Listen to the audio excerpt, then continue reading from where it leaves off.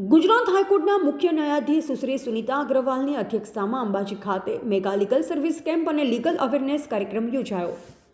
પ્રદર્શની સ્ટોલનું ઉદ્ઘાટન કરી લાભાર્થીઓને વિવિધ સરકારી લાભોના મંજૂરી હુકમપત્રો એનાયત કરાયા।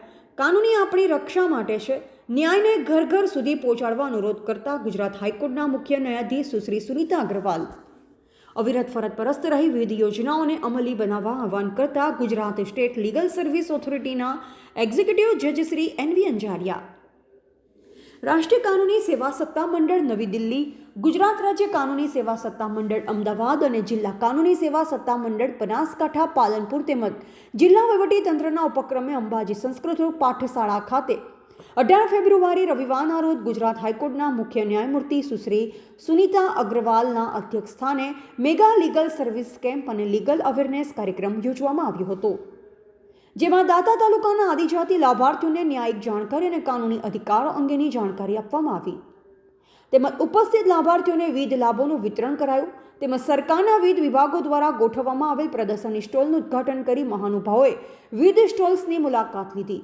આ પ્રસંગે ગુજરાત હાઈકોર્ટના મુખ્ય ન્યાયમૂર્તિ સુશ્રી સુનિતા અગ્રવાલે કાનૂન આપણી રક્ષા માટે બનાવવામાં આવ્યા છે તેમ જણાવી કાનૂનનો અવાજ અને ન્યાયને ઘર ઘર સુધી પહોંચાડવા અનુરોધ કર્યો। વધુમાં તેમણે ન્યાય માટેનું કામ ક્યાંથી શરૂ કર્યું, ક્યાં પહોંચ્યા અને ક્યાં સુધી જવાનું છે તે સભાનતા કેળવી પોતાના અધિકારો પ્રત્યે જાગૃત બનવા જણાવ્યું।